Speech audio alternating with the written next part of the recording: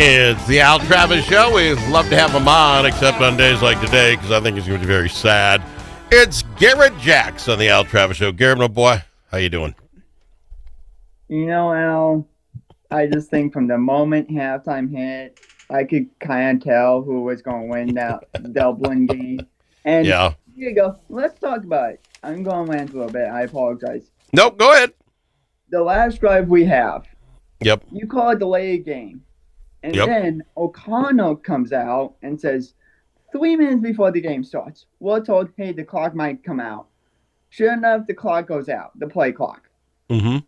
You are a $1 billion organization and you don't even have a play clock where the quarterback can see it? I'm sorry. This is 2 weeks in a row that the play clock has caused us to lose points. We saw it in Atlanta and now against Pittsburgh. What are we doing? You are not wrong. So first off, let me tell you that you're not wrong.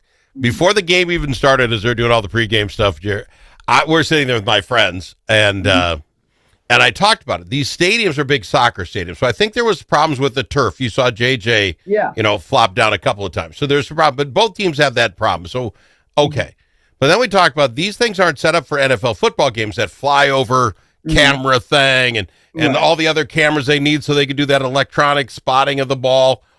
All of that is out. Yeah. Even to the point, and I don't know if you know this or not, does the NFL bring all the headphones for all the coaches? Is that standard? Or do the Vikings bring their own and hook all those wires up? I don't know.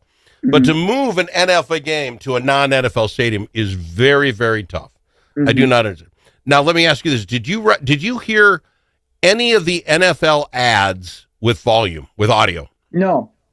They were all blank, weren't they? Yes. Who loses their job? We're sitting there and the first couple of commercials go by and like, what's going on? Then the audio would come back. And then we start watching, and it was specifically the NFL ads had no audio to them. I'm not hearing anything about it. Now, it only costs the NFL. It's probably nobody else's business. But I don't know what happens there that only NFL ads were like. Anyway, that's the problem with moving you to a country that doesn't do this on a regular. Here's the other problem you have with that. It was 8:30 in the morning, Garrett. 8:30 in the morning. You know what time it was in Dublin at 8:30 in the morning? Close to noon at that point. 2:30. It was 2:30 in the afternoon. So let's just move this back 4 hours.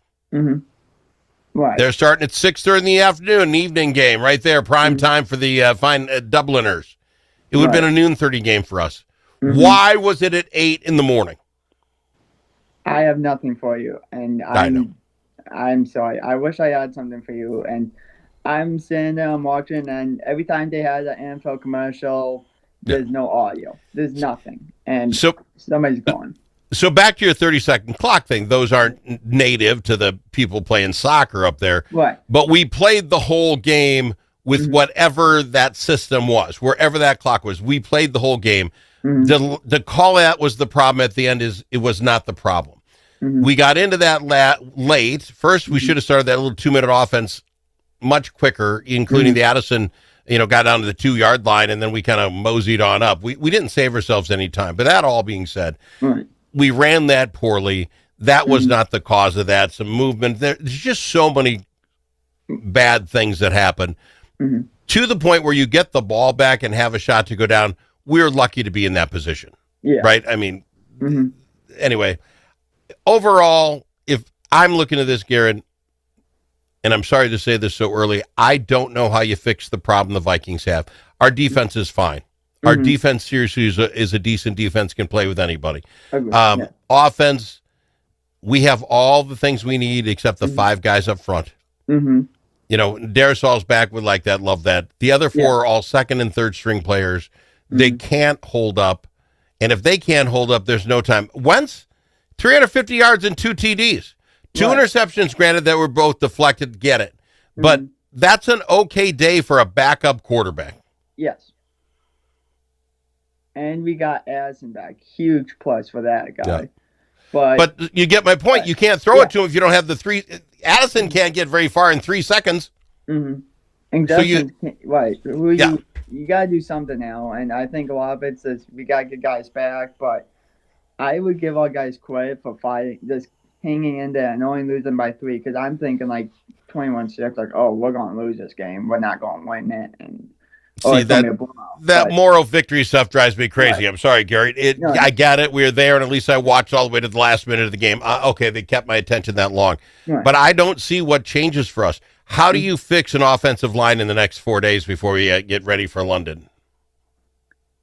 I mean, You can't. you can. You just help people get healthy and get guys off concussions and all that. So Let me ask you this. Mhm. Wentz did what Wentz did. You don't have a line anyway. Would you want J.J. McCarthy to come in this game against the Browns so he has a little tune-up to do, take another week off, and then get ready for the 4 hardest games possibly of the season that are coming up after this? Do you throw him in, or do you let Wentz just take another pounding and keep J.J. for the 4 toughest games? What do you do? I mean, at this point, I would probably say just keep Wentz in because, I mean, it's Cleveland. They do have a great defense, unless you're talking about that game yesterday. Yeah. I just say keep Wentz in. He does have the experience. And then I think you have your bye after the Cleveland game. Yep. I think so. So that's kind of like, okay, we can rest up and all that. And then we can make the decision. But I just keep Wentz in because Wentz has proven he can do it. I mean, he was so. If he had more time, I think our game's changed completely, and he hasn't had it. So I don't disagree. Now, good news, bad news for us here at home. You stayed up for that game last night. You watched the whole thing. Yeah, I watched the whole thing. Al. The Packers tie the Cowboys 40-40. I don't know what the actual was supposed to be as far as the over-under. I don't think many people had 80 as the over-under. No. Big week. But that helps us out because that's a tie. You have very few ties in the NFL. You watch, we get the end of the season. That will be the game that makes a difference between us or Green Bay. Who's ahead of who? It's at half a game. It's going to come down to that. It could come down to that one now. I mean, you saw it. And if Green Bay can't get anything going, I know they have the bye week this week, so they're going to take a week off. But you struggle against Cleveland. You lose in last second to Cleveland, then you struggle against Dallas, a team that got blown out by Chicago. Yeah, that's what I'm saying. Yeah, it's in a bad spot if you're Green Bay. I don't know what you can do about it. So where are you sitting as far as we've got Detroit on the top 3-1, Green Bay now by half a game, 2-1-1. We're 2-2, and so are the Bears. Is this the order this is going to stay, or do you think we can overtake the Lions of the Pack? I think we could take the Pack, but we need everyone to be healthy for the Lions game. We need everyone healthy. That's fair enough.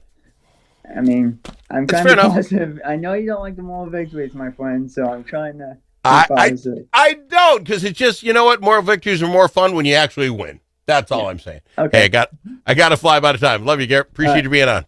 Thanks, Al. Garrett Jax on the Al Travis Show. When the stakes are high,